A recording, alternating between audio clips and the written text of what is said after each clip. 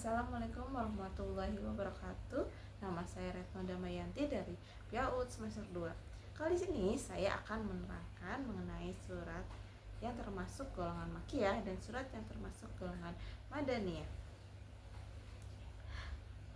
Surat Makkiyah yaitu surat yang turunnya di Mekah ataupun sekitarnya. Begitupun surat yang disebut Madaniyah.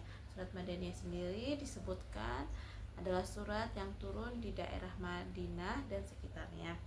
Nah, ini pengelompokannya diambil berdasarkan mushaf Utsmani. Pengelompokannya dibagi menjadi 3, yaitu memperhatikan segi waktu turunnya surat tersebut, memperhatikan lokasi turunnya ayat tersebut, dan memperhatikan objek dari suratnya. Kita bisa mengamati bahwa dalam surat Makkiyah biasanya ya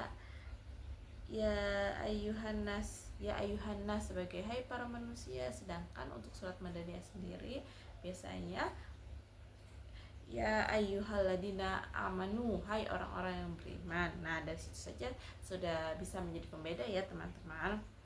Metode penelitian yang dilakukan yaitu metode penelitian sebagai berdasarkan riwayat para sahabat, dan metode penelitian berdasarkan kiasi yaitu kajian logis dan istihadnya. Dalam Al-Quran sendiri ada 89 surat yang terbit, surat yang turun di Makkiyah, ada 33 yang di Madinah, ada 8 surat yang berulang di Makkiyah dan Madaniyah, dan ada 1 surat yang di antara Mekah dan Madinah. Nah, kita ambil saja contoh pengelompokannya di dalam surat Al-Fatihah. Surat Al-Fatihah sendiri ada yang berpendapat dia di Makkah ataupun di Madinah. Nah, kita jabarkan satu-satu ya.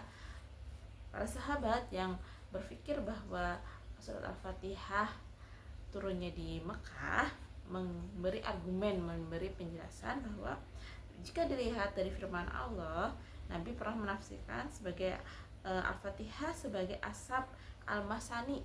Nah, kedua adalah kewajiban membaca Al-Fatihah sebagai bagian dari sholat, sedangkan sholat sendiri itu perintah sholatnya turun saat Isra Mi'raj, yaitu saat Nabi masih berada di Mekah.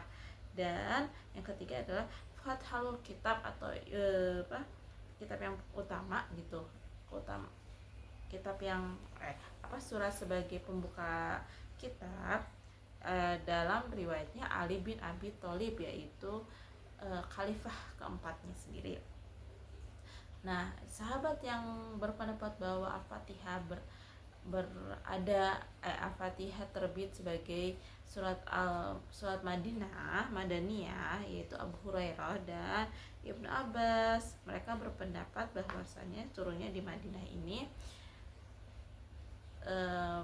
memberikan keutamaan-keutamaannya. Nah, sebagai keutamaan dari surat Al-Fatihah sendiri.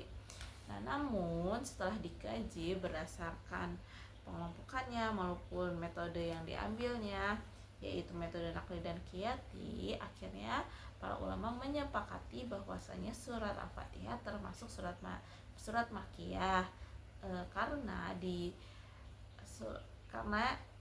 argumen dari Abu Hurairah dan Ibnu Abbas ini hanya mendeskripsikan bahwa keutamaan dari surat Al-Fatihah sendiri. Oke, sekian tugas saya. Terima kasih. Assalamualaikum warahmatullahi wabarakatuh.